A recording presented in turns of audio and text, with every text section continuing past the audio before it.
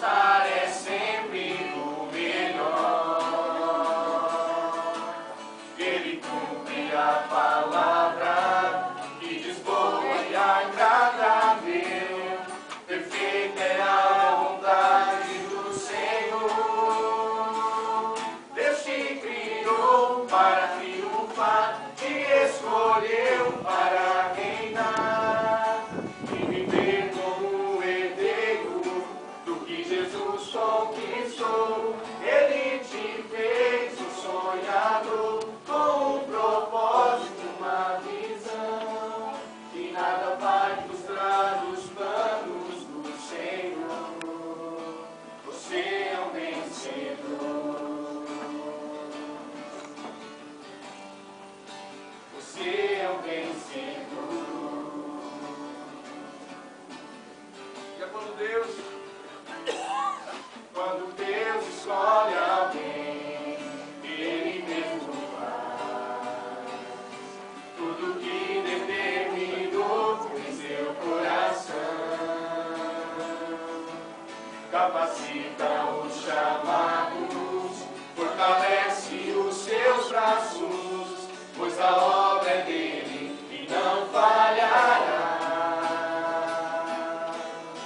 Quando Deus escolhe alguém, bom é obedecer.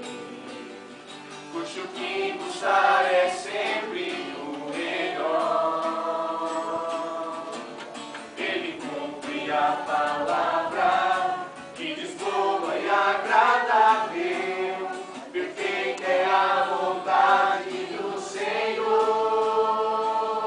Deus te criou para triunfar, te escolheu para reinar e viver como herdeiro do que Jesus conquistou. Ele te fez um sonhador com um propósito, uma visão, e nada vai frustrar os planos do Senhor.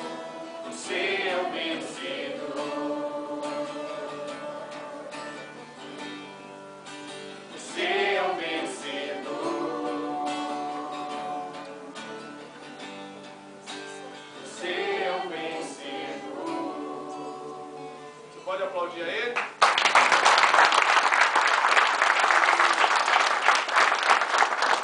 Uma canção que diz que uma chance igual a esta, talvez eu não tenha mais. Talvez nessa manhã você tenha a oportunidade também de escolher por esse Deus. Talvez nessa manhã você sente o desejo de nascer de novo, nascer do Santo Espírito de Deus. E o Senhor está neste lugar nessa manhã. Muitas das vezes, amados, nós ficamos